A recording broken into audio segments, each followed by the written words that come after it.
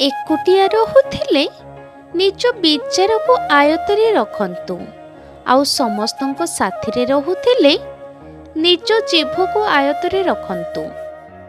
तुमे जदि भल मनिष ताहेले अन्य माने संदेह करिबा स्वाभाविक, कारण संदेह तो सुनार शुद्धता उपरे करा जाए, कोइलार कला उपरे नुहे।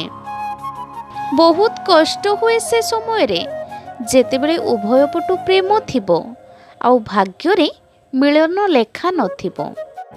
जीवन को नहीं बेसी चिंता करो नहीं, जे जीवन देइछि सी भी तो किछि चिंता करिथिबो तुम पई।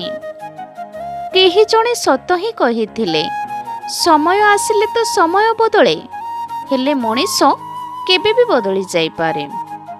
मनीषर सुंदरता और तार धन संपत्ति मरण आगरे हार माने, तथापि एहा जानी मध्य मनीष निजको केबे हेले सुधारी न थाए, केवल गर्व करि थाए। जीवनर अनुभव कुहे चुप रहिबा सबुठारु भलो, काहेकि ना किछि लोक एठी कथा कहिबा द्वारा दूरेई जाआंती।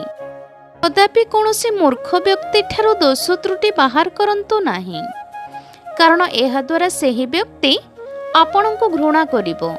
जदि आपण कौनसी विज्ञ व्यक्ति ठारू दोष त्रुटि बाहर करिवे तो से आपणको घृणा करिबा परिवर्ते आपणको धन्यवाद ज्ञापन करिवो। बुद्धिमान व्यक्ति केबे भी मनरे प्रतिशोधर भावना रखि न थांती, काहेकि ना से एहा भलो भाबे जानि थांती कि भगवान ठीक कर्म आउ ठीक समय आसिले समस्तंको हिसाब करि थांती।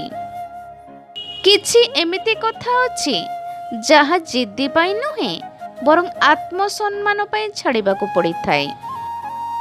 पुरुणा होई गले सबु अदरकारी भली लागे, जेमिति निज पसंद रे किणा जाइथिबा पोशाक हेउ किंबा निज पसंद रे बाछिथिबा मनीष हेउ।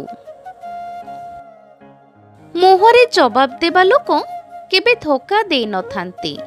सेही लोकंको ठारू सतर्क रहिबा कथा जेउ माने बाहरु मधुर वचन कहि भीतरु घृणा करंती।